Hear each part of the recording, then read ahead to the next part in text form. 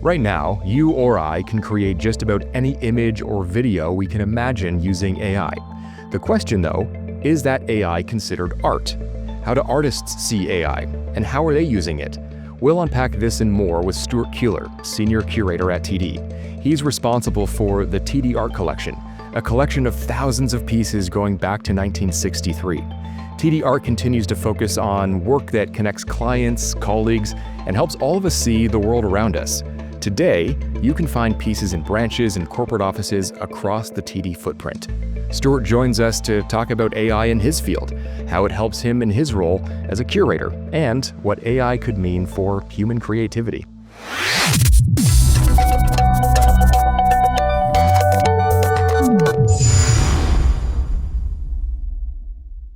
Stuart, thanks so much for being here.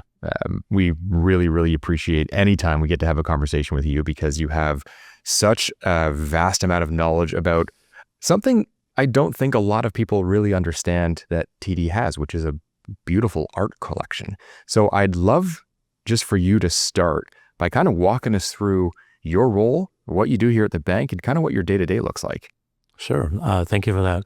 So, correction, it is a beautiful collection, but it's also iconic, memorable, but also a mature collection. So it's 1963 to present. I like to round that out to 60 years of a banking institution really leading within Canadian culture. And so what is the tool? What is the role of art? What is the role of the artist? Our job, my team's job and mine, is to care, preserve, conserve, and engage our colleagues, clients, and customers with the role of art and heritage.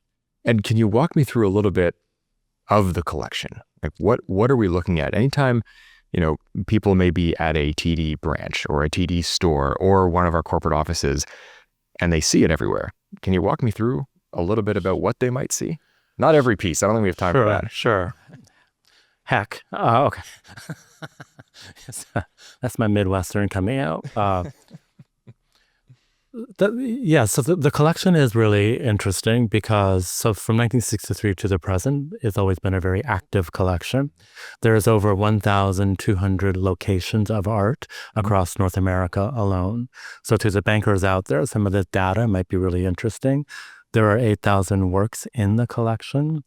And there's over 1,000 Inuit pieces in the collection, as well as over 1,000 Indigenous people's art collection works in the collection as well. And so there's sculpture, drawing, painting, etc. But the collection is also very focused on geography, is that we acquire work or present works by artists who are representing the regions in which TD banks. Mm-hmm. And so that's from Florida to Maine, New York City, from Quebec City all the way to the Yukon, back down to Vancouver, through the prairies and back to Toronto. And so we are an international collection, really, in that perspective. And so the collection is really a machine in itself. It's a constantly moving puzzle piece, and it's based upon the notion of art creates conversation. And art is not a tool of decoration at TD, but rather you're not supposed to like the art. And our CEO in 1963, these are his quotes, is that, art is not about dollars and decoration, but it's about creating the conversation. And so today, this still is relatively our mandate because you're mandated really to open up a dialogue. And that is really the role of the artist, is creating conversation. That's such a unique way to look at it. And I mean, it's creating this conversation. I'd love to take us now, since this is a podcast all about AI, bring that into the conversation. What does that look like now in your world? I think we'll get into what it means for the artist, what it means for art overall, but I'd love to get a sense from you in terms of how you're seeing AI sort of bleed into the work that you're doing. So on a day-to-day, action, going back to that question, is that our team are very adept. They're museum trained curators. They are art professionals. So they are very curious within technology and how to use technology that is emerging in which to assist them in the work. Our team are very fast paced, and our asks are ongoing and an endless list of opportunities. And so AI does assist us with research, understanding what is going on beyond Canada. So looking at more of a global perspective in research of what's happening in art, heritage, and culture. Our roles are also very much about to know artists and to understand what is happening in culture and how these two pieces inform the larger breadth of Canadian or North American experiences of our clients. And so this way, AI I would call a expedited recovery in doing that research. The Google searches may be taken an aside, and AI has come forward with that. And so you're able to look at it in terms of, again, research is a lot of what you're doing on the art, on the artists. Have you found it sort of taking you down paths you didn't expect, which then leads to kind of more questions and more curiosity from your end? I love that question. So as our team are art historians, we are trained researchers and academics in which to leverage library resources. And so within that is that we're also trained to work with people. And so an art historian or a curator is really a conversational catalyst, if you will. AI might attempt to remove that connection human piece. But I think here at TD, obviously, the human element is very much present. So again, going back to the art historian and the professional researching aspect is that we always are wanting to find the highest and the best information. And so oftentimes, if there is something that is scripted through an AI question, we would then go to a human, and we would then question and open up that conversation. So that dialogue piece, maybe AI is assisting us in having higher level conversations that really get to the meat of the problem or the issue or the artist's concept and context. I think that might be at this moment one of the most interesting parts, is that you can go deeper faster, but then your human curiosity really comes out because AI is assisting you in which to expedite that. And that's it. That's your critical thinking, which is the human aspect of it for sure. I'm sure you have a number of different examples, but I'd love for you to kind of walk me through either an artist or someone in the community that you know, and kind of tell me about how they're using it, what they're finding, and maybe its kind of cultural impact in terms of what they've seen or how they're using it. Great. No, I love this question. Artists are, just so everybody understands, we're level setting, is that they are trained to be researchers, they are trained to be curious, and they are trained to be critical thinkers. And so, but artists are trained to mine the precedents of art history. So from the caves of Lascaux, if you will, all the way to the present. It could even be their neighbor who is also another artist in the studio next to them. They could be taking those ideas. And that is what the art world really prides itself on, or it's just an expectation that this is happening. And so with that, there is an artist named Sanaz Maziani who lives here in Toronto, who has an international reputation. Her work is in the collection. We have 2 pieces by her that are definitely AI informed. There are some artists who are using AI in which to use their voice to teach it to sing, which I think is really interesting and remarkable. So it's using sound and technology and also just voice in a really inventive way. I think that AI within art making has a great potential in which to really open up conversation on what is art. So the best art, in my view, is when it represents or connects to our own human expression or our own human lived experience. And if you go back to anytime you've had a moment with an art piece in a museum or at home or in a gallery, and it's really resonated with you, that is that human piece that is coming through, and a powerful concept through material invention that is really beginning to relate to you. Can AI do that? I don't know, but I think that the singing piece is really quite interesting. And back to Sanaz Manziani is that her work is using it and questioning really its voice of authority, which I think is really powerful. Because if you think of George Orwell and you think of Margaret Atwood and other writers who question the role of authority and on like a larger kind of global governmental way, how is AI really kind of going to counteract that or circumvent that or use that to its advantage within art making, which I think is really great.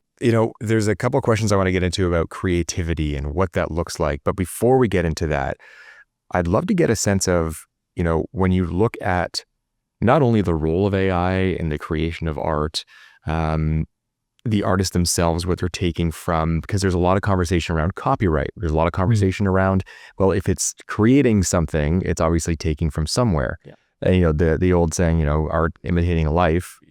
I'd love to get your opinion on what does that actually mean? Because at the end of the day, throughout history, artists look around and they build something based on what they see. So is AI just doing that at a different level? Yes, and maybe it is AI will be assisting people to dig deeper into their own self-consciousness as they are being curious, what is the truth being said there? How are they fact-checking that? And how are they really owning what is coming up there? It can't just be a copy and paste and I'm done, but rather what are you doing to really turn that around? Because that's maybe where the art making happens. Art happens when we see something that we might know and it's been flipped around by concept or by material or even in our physical experience of it. And so that, I don't know if AI can necessarily do that. I hope it can, and I hope that this is just the first step of what it is. But at the same time, I embolden artists to really invent with it and to really begin thinking about where the power or the creativity might lie in that, and also to maybe mirror what our world is. And I think that could be really interesting.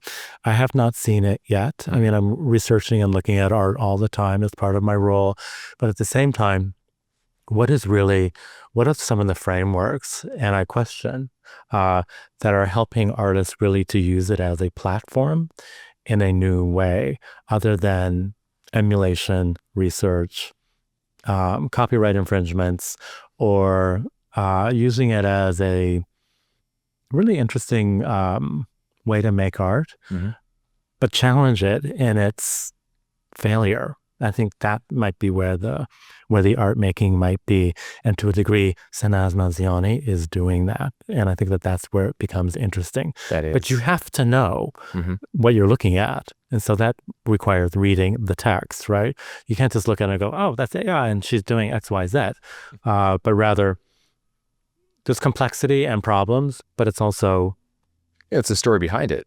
So many pieces of art you look at, and that the full picture is what is behind what you're seeing. And I don't think that changes with AI. I am curious about, if we look back through history, technology changes every day. It does. AI is a big one. But if you look throughout history and what has happened over time, be it new platforms for artists to showcase their work, a more connected world because of the internet, different types of art is delivered through different types of mediums. I'm very curious as you look back, what those changes have looked like and how significant they are. And then can we compare it to what we're looking at now when it comes to AI? Yeah, that's exciting because that's what art history tells us. Impressionism, Cubism, Surrealism, sculpture for that matter in the 1950s was seen as radical and new. Jean-Paul Riopelle on the 54th floor of TD Bank Tower here at TD Center was seen as a radical painting in its period. And here we are now, and we adore and we really hold high that particular work. I look at photography, which was, it's art, it's not art. And those conversations really began kind of fading away maybe 10 to 15 years ago, honestly. And now photography is accepted as a true art form. Same with video as well, is that it kind of comes and goes, but it's also based on the power of the artist and the voice and what experience is being crafted and what you are being enveloped in. And so with AI, it would be the same thing. But I do think that they're challenging it to be better, and questioning its authenticity might be where the humor and the comical part would come through. And I think that's where the potential is. So yes, it's perfect for artists to lead us, and I do want to embolden them. And I ask artists every time I'm meeting one, how is AI influencing you? Some shrug their shoulders. A painter might, kind of look forlorn because their world of technology might not necessarily touch the canvas. You know what I'm saying? That's a very good point. And so that leads me to sort of my next question in terms of, we talk a lot about the art that we have here, and you and your team do so much work to make sure it's relevant, to make sure it is on display, to make sure it is part of history. And I'm very curious, when you come to look at future pieces, are you and your team looking at how do we bring in more either AI generated, or the term you used before was AI informed? Are you looking at that in terms of saying, we'd like to add this piece to our collection, knowing that AI was involved in it somehow?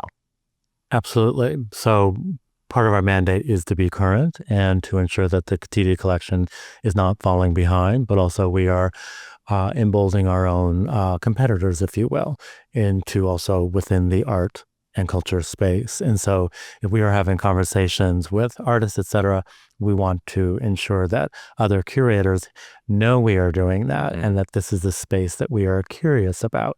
And curiosity does create opportunity, but at the same time, it does make you move a little slower with thought. And so, yes, we are moving slowly in that direction. There are I am told through our team, 4 to 5 works that we have that are AI generated, but they're largely within the photographic image category of the collection. And that's interesting in itself. I believe that they are all Toronto artists as well, which is interesting. In the Canadian legions of art history in the art world, Vancouver is the image capital, if you will. Okay. And so there's something interesting in that to me, that maybe there's something more AI in that neck of the woods, and more research needs to happen. And on that, in terms of, so you're seeing that, and that's kind of neat to see that shifting. And I'm always curious about trends, and if you're seeing any trends in where we currently are, or potential future trends when it comes to this type of work and the use of AI. Yes.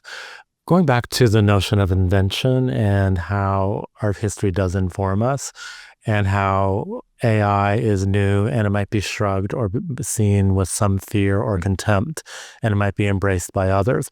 All of the artistic movements since really the dawn of time, but just starting around Impressionism, Surrealism, any modernism really. Sculpture at one time was seen as very radical, using plastic. How dare you do that? Where's the bronze? This kind of conversation. And so AI is not necessarily an art movement. It's a tool in which to make art potentially. And what will come out of that? Will there be a movement that, like photography or like video, that was eschewed or kind of pushed away? Will AI really begin generating the next evolution of conversation? I think that's really interesting, because art's role really is to challenge us and to challenge thinking, but also challenge the status quo. And to a degree, that's the form and the creation of a collection as well, is that it should be doing that, is that it can have beautiful things, but it can also have works that question you. And AI and technology within this space is wide open for invention. And I hope that there's something that really is gravitational change, and AI can maybe lead artists to do that because it's enabling them in some way or fashion to think differently. Listen, Stuart, thank you so much for joining us today. When a lot of people think of AI and art, they think worlds apart. The way you're describing it today, it's closer than ever before. And I think there's a lot to look forward to in the future and where we go. So I really appreciate your time. Thank you. Thank you.